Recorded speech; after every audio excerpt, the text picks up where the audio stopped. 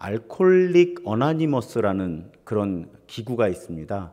어떤 분들을 위한 조직인가 하면 알코올 중독자들의 회복을 돕는 그런 조직이에요. 1935년에 미국에서 시작이 되었고요. 우리나라에도 1980년대 초반에 도입이 되어서 지금도 전국에 조직이 있습니다. 이 공동체에는 알코올 중독자들이 그 중독을 극복하고 일상생활을 회복하는데 도움을 주기 위해서 만든 12단계의 규칙이라는 게 있어요. 그러니까 알코올 중독자들의 회복을 위한 12단계의 규칙. 그런데 그 규칙은 이렇게 시작이 됩니다. 첫째, 우리는 알코올에 무력했으며 스스로 생활을 처리할 수 없게 되었다는 것을 깨닫고 시인했다. 둘째, 우리보다 위대하신 힘이 우리를 건전한 본 정신으로 돌아오게 해 주실 수 있다는 것을 믿게 되었다. 그러니까 알코올 중독, 사실은 알코올 중독뿐만 아니라 모든 종류의 중독에서 회복되기 위한 첫 번째 단계는 내가 알코올 중독자라는 것을 인정하는 것이다 하는 거예요. 왜냐하면 그것이 쉽지 않기 때문에 그렇습니다. 문제가 있지만 내가 문제가 있다는 것을, 특별히 알코올 중독을 갖고 있는 사람들이 내가 알코올 중독자라는 걸 시인하기가 쉽지 않은 거죠. 나는 중독이 아니다. 나는 언제든지 맘만 먹으면 술을 끊을 수 있다. 나는 일상생활에 아무런 지장이 없다. 술 취했을 때 가끔 잠깐 실수하는 것일 뿐이다. 대략 이런 식으로 인정하지 않고 회피하는 심리가 강하기 때문에 우선 알코올 중독을 극복하기 위해서는 그 1단계가 자신이 알코올에 무기력하다는 것을 인정하고 또 일상생활을 감당하는데 어려움이 있는 만큼 그렇게 중독자가 되었다는 것을 인정해야 하고요. 2단계로는 위대한 힘이 이제 기독교 기반으로 만들어졌는데 다른 종교를 갖고 있는 사람들도 포괄을 해야 되니까 위대하신 하나님이 이렇게 고백하지를 않고 위대하신 힘이 우리를 회복시켜 주실 수 있음을 믿는다. 그러니까 나는 중독자다. 그런데 나 스스로를 회복시킬 능력이 없다. 나보다 더 큰 힘, 위대하신 힘만이 나를 회복시키실 수 있다. 이렇게 고백을 해야만 그 다음 단계들을 통해서 알코올 중독 혹은 어떤 종류의 물질 중독에서 회복될 수 있다는 것입니다. 여러분, 물론 나이 든다는 것, 우리가 이번 시리즈에서 다루고 있는 노화의 문제, 이것은 당연히 질병도 아니고 중독도 아닙니다. 그렇죠? 우리가 생로병사, 사실은 모두가 겪는 길이에요. 그런데 이 알코올 중독자들 혹은 물질에 중독이 된 분들이 회복하기 위해서는 먼저 자신의 무기력함을 인정해야 한다, 받아들여야 한다. 이 부분은 우리가 나이 들어가는 과정에서 매우 중요하게 생각을 해야만 하는 주제라고 하는 것입니다. 왜 그런가 하면요, 사실은 인생의 후반부가 되면, 우리 오늘 7주예요. 이제 마지막, 이 시리즈의 마지막 설교인데, 내가 약해지고 있다는 것을 받아들이기가 쉽지 않습니다. 사실은 인생의 후반부가 되면 우리는 필연적으로 약해질 수밖에 없죠. 몸도 약해지고 또 기억력도 쇠하는 것 같고 여러 영역에서 우리는 약해짐을 경험할 수밖에 없습니다. 여러분, 너무나 우습지만 25살짜리가 24살짜리한테 내 몸이 작년과 올해 다르다고 말을 하는데 정말 이걸 어떻게 받아들여야 할지. 여러분, 우리 나이 들어가면 몸도 약해지고 또 마음의 어떤 부분도 어쩔 수 없이 약해집니다. 그런데 이걸 받아들이기가 쉽지 않다는 거예요. 수용하기가 쉽지 않다는 것입니다. 그래서 여러분, 노년기에 아주 핵심적인 영성, 또 아주 핵심적인 영성 훈련은 받아들이는 법을 연습하는 거예요. 내가 나이 들어가고 있다. 그래서 내 몸이 약해지고 있다. 또 내 정신력도 어느 영역은, 특히 기억이 그렇잖아요. 특히 단기 기억, 나이 들어도 오히려 장기 기억은 그렇게 약해지지 않는다고 합니다. 우리 어르신들 아주 어릴 때 일도 다 기억하시잖아요. 그런데 이 단기 기억은 쇠하는 현상이 어쩔 수 없이 나타난다는 거죠. 내가 금방 무슨 일을 했는지 잊어버릴 수도 있고. 그런데 받아들이고 싶지는 않지만 우리는 내가 나이 들어가고 있다, 늙어가고 있다, 약해져 가고 있다 하는 그 현상을 있는 그대로 받아들이는 것이 필요하고 중요하다는 것이고요. 이것이 영성이라는 것입니다. 또 받아들이는 법을 연습하는 것은 영성 훈련이라고 하는 거예요. 사실 문제가 일반적인 경우에는 서서히 일어나죠. 그래서 우리는 일단 먼저 문제를 부정하고 회피하게 됩니다. 저도 고혈압약을 먹기 전까지 아주 여러 번의 회피 단계를 거쳤어요. 의사에게 주장하는 거죠. 제가 2달 후에 운동을 많이 해서 혈압을 낮춰오겠습니다. 자, 당뇨약을 먹기 시작할 때도 그런 단계를 거쳤습니다. 아니요, 제가 벌써 당뇨일 리가 없습니다. 제가 조금 몸이 좀 과로하고 그래서 그런 것 같은데 제가 좀 먹는 걸 조절하고 운동을 열심히 한 다음에 다시 오겠습니다. 그런데 사실은 저는 계속 실패했어요. 결국은 제가 고혈압 환자라는 것과 혈당 조절에 문제가 있는 환자라는 것을 받아들일 수밖에 없었습니다. 받아들이고 나니까 이제 오히려 문제가 해결되기 시작하는 거죠. 약을 먹고 또 적절한 운동을 하고 먹는 것을 조절하고 그런 단계를 지나게 되죠. 그런데 받아들이지 않게 되면 어떻게 되죠? 우리는 문제를 회피하면서 방치하게 됩니다. 내가 그럴 리가 없어. 지금 일시적인 현상일 거야. 조금 노력하면 다시 내가 젊을 때처럼 좋아질 수 있을 거야. 그런데 사실은 그 기대는 자주 우리를 저버립니다. 자연 현상인 거잖아요. 나이 들면 약해지는 것. 우리는 아름답게 나이 들기 위해서 받아들여야만 하는 현상들은 받아들여야만 한다는 거예요. 불편해도, 불쾌해도, 실망스러워도. 오늘 본문 우리에게 받아들이라고 합니다. 자, 무엇을 받아들이라고 하는가 하면 3절에 보면 주께서 사람을 티끌로 돌아가게 하시고 말씀하시기를 너희 인생들은 돌아가라 하셨다. 또 10절에 보면 우리의 연수가 70이요 강건하면 80이라도 그 연수의 자랑은 수고와 슬픔뿐이요 신속히 간다. 우리 아주 오래된 농담이죠. 30대 때는 30km로 가는 것 같고 40대는 40km로 가는 것 같은데 60이 되면 60km로 가는 것 같고 70이 되니까 70km로 인생이 날아가는 것 같더라. 오늘 시편 90편은 우리에게 받아들이라는 거죠. 이때 구약시대의 평균 수명이 우리와 달랐을 거예요. 하지만 이 시편 기자를 통한 고백은 보통 70 정도 살고 장수하면 80 정도 사는데 결국 우리는 다 티끌로 돌아간다. 그리고 그 70, 80 정도를 살아가는 우리의 삶이 사실은 아주 보편적으로 고생과 슬픔에 젖은 시간들이고 날아가듯이 덧없이 어느 순간 사라지고 마는 것이다. 시편 90편은 그것을 그래서 사실은 장례 예식 때 주로 인용되는 그런 성경 구절이기도 하죠. 우리 삶의 과정을 있는 그대로 일깨워주고요. 우리에게 받아들이라고 하는 거예요. 누구나 알 수 없는 정해진 수명이 있고 그런데 그 수명 내내 기쁘고 좋고 행복하게만 사는 사람보다는 수고와 슬픔이 많은 삶을 사는 사람들이 많고 그러다가 어느 때에 우리는 티끌로 다시 돌아가는 그런 존재들이다. 시편 90편은 그것을 우리에게 일깨워주고 우리가 그런 존재라는 것을 받아들이라고 그렇게 우리에게 권면합니다. 그래서 주제 성구라고 할 수 있는 성구가 12절이죠. 우리에게 우리의 날을 세는 법을 가르쳐 주셔서 지혜의 마음을 얻게 해주십시오. 우리 날 세는 법을 가르쳐 주셔서 지혜의 마음을 얻게 해주십시오. 자, 우리의 날을 세는 법을 배운다는 것이 무엇인가? 지금 말씀드렸던 바로 그 내용이에요.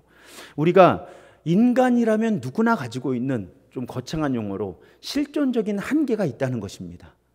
누구나 수명의 한계가 있고 또 누구나 자신에게 주어진 수명을 알 수 없고, 또 누구나 그 수명을 다 행복과 기쁨과 만족감으로만 채울 수 없다. 그것을 받아들이는 것이 우리의 나를 세는 법을 배우는 거예요.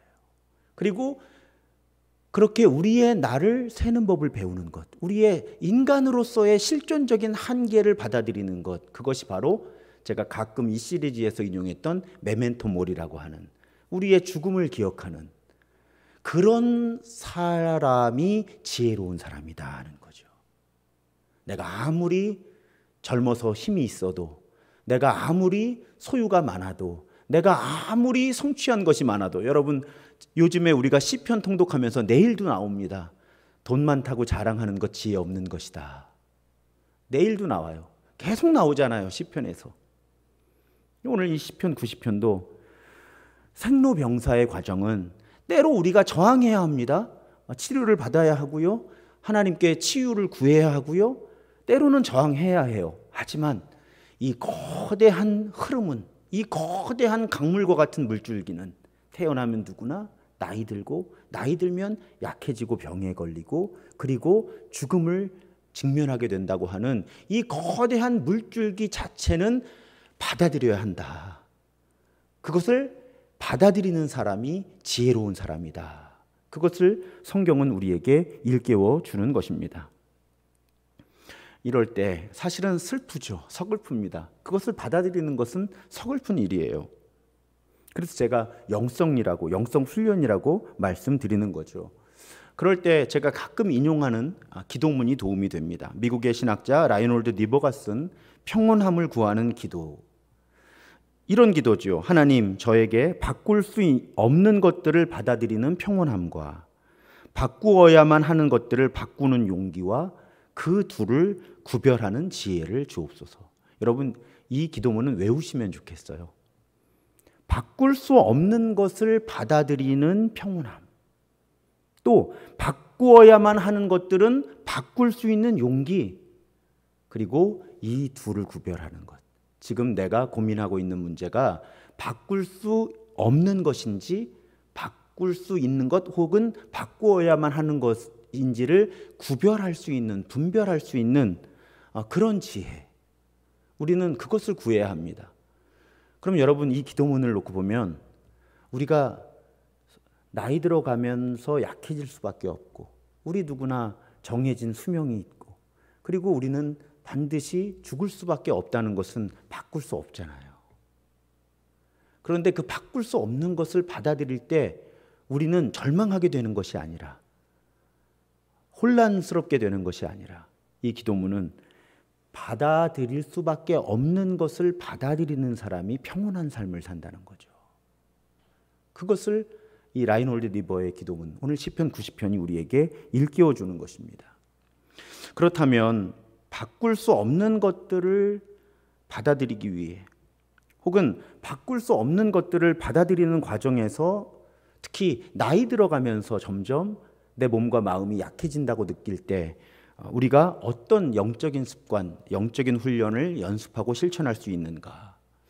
참 많은 것들이 있지만 또 이 시리즈를 계속해 나갈 수는 없잖아요. 그래서 오늘 시리즈를 마무리하면서 많은 책들이, 많은 학자들, 저자들이 공통적으로 지적하는 한 가지만 말씀드리려고 합니다. 그것이 무엇인가 하면, 나이 들어가면서 의도적으로, 집중적으로 자신의 삶을 돌아보라는 거예요. 자신의 일생을 의도적으로, 집중적으로 내 삶의 순간순간을 계속 돌아보라는 것입니다. 자, 무엇을 위해 돌아보는가? 내 삶을 돌아보면서 내가 어디에 있었는지, 무엇을 했는지, 혹은 무엇을 하지 않았는지, 그러면서 특별히 초점을 맞추면 도움이 되는 것 한 가지는 내가 화해하지 않은 관계가 없었는지를 나이 들어가면서는 의도적으로, 집중적으로 살펴보라는 거예요.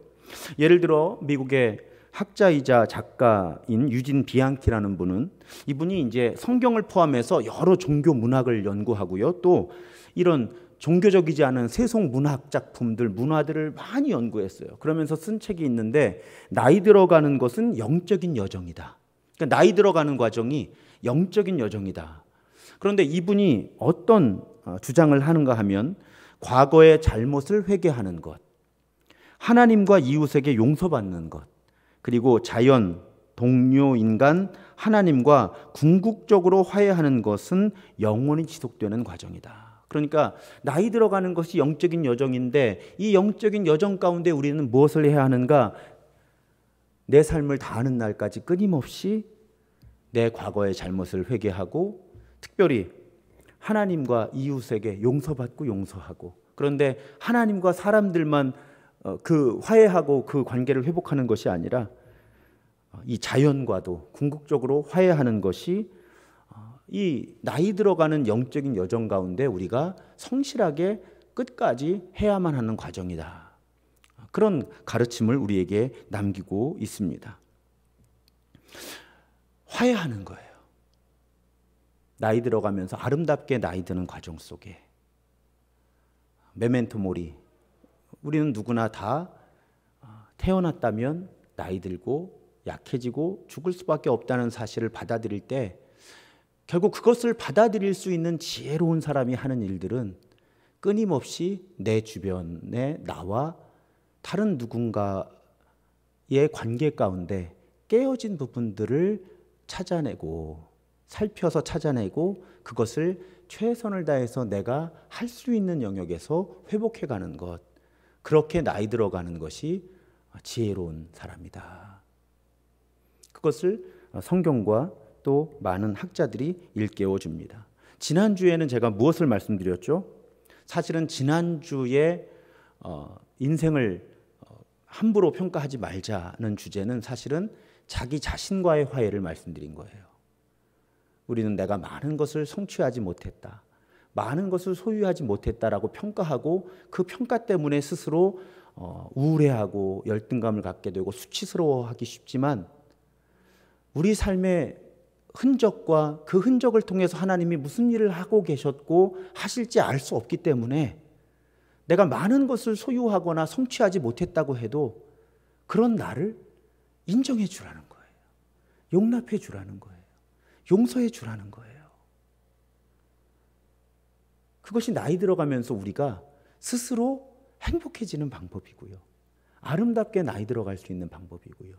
이 세상에 아름다운 향기, 아름다운 흔적을 남기고 가는 매우 중요한 영성이자 영성 훈련이라는 것이죠. 그리고 오늘은 하나님과의 관계, 주변 사람들 혹은 이 자연과의 관계 가운데서도 내가 회복해야 할 것이 무엇인지, 화해해야 할 것이 무엇인지를 잘 찾아내고 그 관계들을 정리해 가는 것, 아름답게 정리해 가는 것이 우리가 메멘토 모리, 내가 죽을 수밖에 없는 존재라는 것을 기억하고 하루하루 그 순간을 향해 가고 있다는 것을 기억할 때 우리가 마땅히 해야만 하는 영적인 과정이라고 하는 것입니다. 중요한 것은 여러분, 이 과정을 우리 안에 계신 하나님의 영, 성령과 함께 해야 한다는 거예요.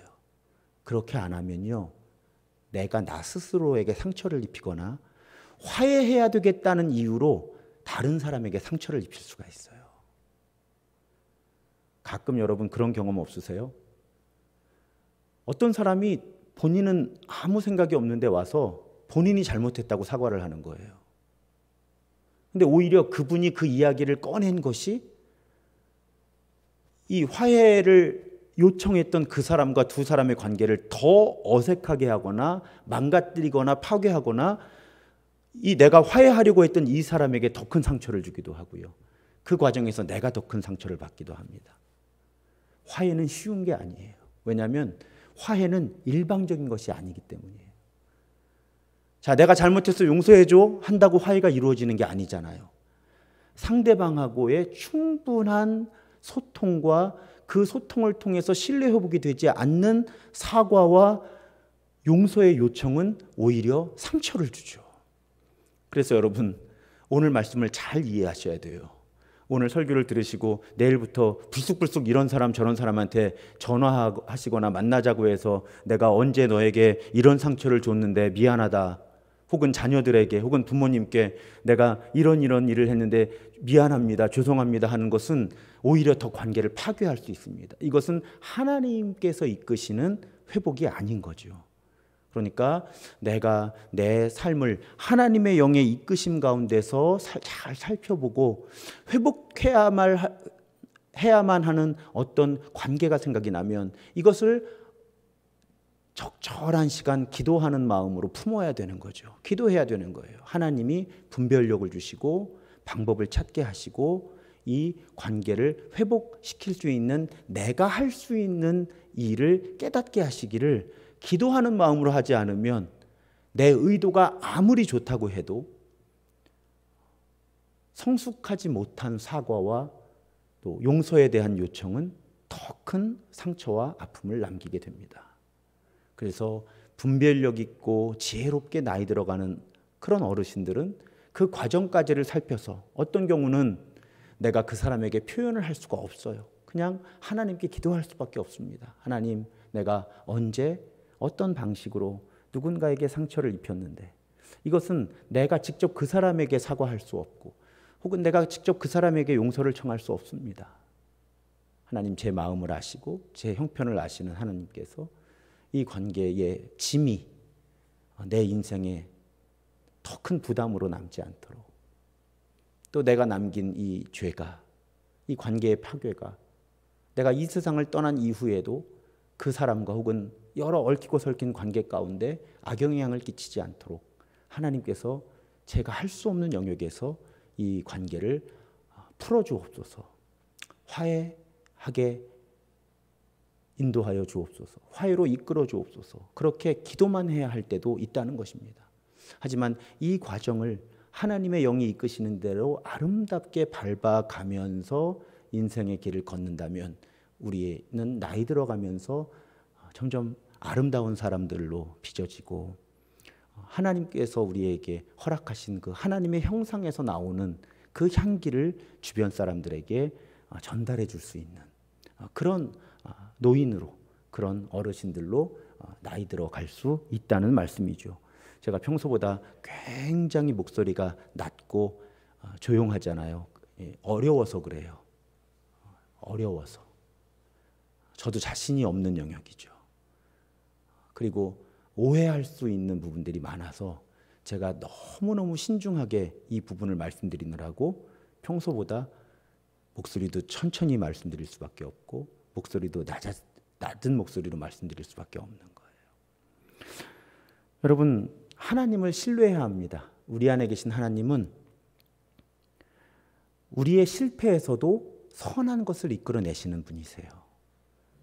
그래서 우리가 우리 삶 속에서 특별히 관계 가운데서 실수한 부분들이 있다고 해도 그것을 의도적으로 집중적으로 하나님의 영과 함께 잘 살펴서 그것을 하나님께 내어놓으면 하나님은 이 우리가 행한 실패처럼 보이는 이 일을 통해서도 아름다운 결과를 이끌어내실 수 있는 분이라는 것을 신뢰하면서 우리는 이 과정을 성실하게 감당해 나가야만 합니다. 그럴 때 사실은 내 삶의 기록을 할 수 있을 때 글로 정리해 보는 것은 아주 의미 있는 일이고요. 혹은 요즘에는 그 스마트폰에도 녹음 기능이 있잖아요, 다. 그래서 기억나는 일들, 특별히 오늘 설교의 맥락에서 보면 다른 사람과의 관계와 그 관계 속에서 있었던 여러 좋은 일들과 또 힘겨웠던 일들을 말로써 남겨두는 것도 그 나중에 그 기록이 남아서 사용되지 않더라도 내가 내 말과 글로써 내 삶의 자취와 흔적, 그것을 특별히 하나님의 영의 조명 가운데서 이렇게 기록해 두는 것은 매우 도움이 되는 의미 있는 영성 훈련의 하나가 됩니다. 여러분, 아까 바꿀 수 없는 것을 받아들이는 것이 평온함을 준다고 말씀을 드렸죠. 여러분, 우리 과거는 바꿀 수 없습니다. 그래서 과거를 바꾸려는 마음 때문에 만약에 거기에 얽매여 있다면 우리는 평안할 수 없는 거죠. 바꿀 수 없는 과거는 받아들여야 하는 거예요. 하지만 과거 자체를 바꿀 수는 없지만 그 과거 때문에 생긴 일을 앞으로 바로잡을 수는 있어요. 이걸 구분하는 거죠. 내가 과거에 행했던 그 말과 행동을 다시 번복할 수는 없어요. 그런데 내 말과 행동 때문에 생긴 결과가 무엇이든지 그것은 내가 바꿀 수 있다는 겁니다. 내 앞날에, 미래에. 그러면 바꿀 수 없는 것은 받아들이고 바꿀 수 있는 것은 바꾸는 용기. 이 둘을 구별하는 지혜. 아까 리버의 기도문이잖아요. 그러니까 과거의 내 말과 행동은 바꿀 수 없지만 이 과거의 말과 행동 때문에 깨어지고 파괴된 관계는 회복할 수 있는 영역이 있으니 바꿀 수 없는 것은 받아들이는 평온함. 바꿔야만 하는 것들은 바꾸려고 시도하는 용기. 그리고 이 둘을 잘 분별하면 그 분별력, 지혜. 그러면 우리의 삶이 아름다워지는 거죠. 정말 하나님이 우리를 이끄시는 평화가 우리의 마음과 삶에 임하게 되는 것입니다. 그리고 그 과정은 우리가 죽음 이후의 삶도, 죽음 이후에 우리가 누리게 되는 영원한 생명도 준비하는 과정이 된다는 것이죠. 화해를 위해 분별력 있게 애쓰다가 돌아가신 분들의 삶의 향기는 아주 아름다워요. 실제로 그분이 더 젊으셨을 때 아주 많은 실수와 혹은 의도적인 잘못들을 범하셨어도요, 자신이 그것을 바로 잡으려고 최선을 다해서 애쓰다가 이 땅에서의 삶을 마감하는 사람들의 삶은 사실은 결국에는 아름다움을 회복하게 되더라고요. 그래서 우리가 나이 들어가면서 그런 과정을 성실하게 감당하는 것이 하나님의 사람들로서의 아름다운 모습이고, 이 땅에서 영원한 생명을 누리고 죽어서도 영원한 생명을 누리는 그런 삶의 모습이라고 하는 것입니다. 사랑하는 여러분, 제가 이번 시리즈를 하면서요, 나이 들어가면서 우리가 점점 수동적이 될 수밖에 없잖아요. 적극적으로 뭘 할 수 없고 이제 다른 사람이 도움을 받아야 되는데, 우리가 그렇게 수동적인 존재가 되고 돌봄의 대상이 될 때 우리의 가치가 줄어든다고 생각하게 만드는 문화 속에 살아가고 있다는 말씀을 드렸죠. 제가 치료주의라는 말씀도 알려드렸고, 또 자본주의가 극심해지면서 우리는 나이 들어가면서 무엇인가를 생산하고 소비하지 않으면 가치가 없는 인간이고, 과학주의까지 결합을 해서 돈과 기술이 결합을 해서 우리가 안 늙고 영원히 살 수 있게 되는 것이 마치 인간으로서의 매우 의미 있는 성취다라고 믿게 만드는 세상을 살아가고 있는데, 이것이 성경적이지 않다는 말씀도 드렸습니다. 여러분, 나이 들어가서 무기력해지고 수동적이 되는 것은 결코 가치가 없어지는 것이 아닙니다. 세속의 문화는 가치가 없어진다고 하지만 성경은 결코 그렇게 말씀하고 있질 않아요. 우리가 나이 들어가고 약해지고 무기력해지는 그 과정은 결코 우리의 가치가 약해지고 사라져가는 과정이 아니라는 말씀입니다. 오히려 제가 어떻게 해석을 해드렸죠? 영성이라고 하는 것이 뭐라고 말씀드렸습니까? 수동적이 되는 거예요. 하나님께서 내 삶 속에 이루는 일들을 받아들이는 것이 영성이거든요. 그러면 우리가 약해질수록, 나이가 들어가서 약해질수록, 혹은 장애가 있어서 약해질수록 사실은 우리는 하나님의 자리가 커지는 거죠. 그러면 사실은 하나님의 나라 계산법에서는 나이가 들어가고 약해지는 것은 영적으로 성숙해가고 깊어지는 과정이라고 우리는 그렇게 믿어야 되는 거예요. 그리고 우리 주변에 부모님 혹은 나이 들어가는 어르신들을 그런 관점에서 보다 젊은 세대들이 존중하고 존경할 수 있어야 된다는 것입니다. 그것이 성경적 가치관이라고 하는 거예요. 프랑스의 고생물 학자이며 영성가였던 피에르 테야르 드 샤르댕이라는 분의 기도문이에요. 좀 긴데요, 제가 천천히 읽어드리고요, 제가 페이스북에도 좀 올려놓겠습니다. 이 기도문이 너무 좋더라고요. 노년의 징표가 제 몸에 나타날 때 제 마음이 그것 때문에 괴로울 때, 저를 작아지게 하거나 제 목숨을 빼앗을 병이 어디선가 쳐들어오거나 제 안에 생겨났을 때, 제가 아프거나 늙어간다는 사실을 갑자기 깨닫는 고통의 순간이 왔을 때, 그리고 무엇보다도 그 마지막 순간에 제가 저에 대한 통제력을 잃어가고 저를 만드신 알 수 없는 힘의 그 위대한 손길 안에서 완전히 수동적이라고 느낄 때, 이 모든 어둠의 순간에 오 하느님, 이 모든 것이 제 실체의 바로 중심을 파고들어 당신 안으로 저를 데려가기 위해서 제 존재의 본질들을 고통스럽게 갈라놓는 분이 바로 당신이라는 것을 이해할 수 있게 허락하소서. 노년의 징표가 나타나고 그것 때문에 괴로울 때, 우리를 작아지게 하고 혹은 목숨을 빼앗을 수 있는 병이 갑자기 외부의 사고로 쳐들어오거나 아니면 우리 몸 안에서 암과 같은 여러 질병으로 나타날 때, 그래서 아프고 늙어가는 과정이 고통스럽게 느껴질 때, 그런데다가 그 과정에서 자신이 무기력해서 아무것도 할 수 없다고 느낄 때, 어둠의 순간이죠. 그럴 때 그렇게 고백하자는 것입니다. 하나님, 이 과정이 당신 하나님 안으로 저를 완전히 데려가시기 위해서, 하나님과 제가 하나 되게, 진짜 하나 되게 하시기 위해서 하나님이 제 존재의 본질들을 갈라놓고 계신 거군요. 비록 지금은 고통스럽고 아프고 힘들지만 결국 저를 이렇게 갈라놓는 분이 하나님이시라면, 이 과정을 지나면 저는 하나님과 온전히 하나가 되어 있겠죠. 여러분, 우리 삶의 모든 슬픔과 아픔, 심지어 죽음마저도 결국 우리가 하나님 안으로 들어가 하나님과 하나 되는 과정이라고 우리가 진심으로 고백할 수 있다면, 우리에게 무슨 일이 일어나든지 어떤 나쁜 일이 일어나든지, 심지어 그것이 죽음이라고 해도 그 죽음을 통과했을 때 우리가 하나님과 완전히 하나 되는 완전한 구원, 최종적인 구원을 이루는 과정이라고, 이 과정을 이끌어 가시는 분이 하나님이시라고만 고백할 수 있다면, 우리에게 일어나는 모든 나쁜 일들 우리 감당할 수 있을 줄 믿습니다.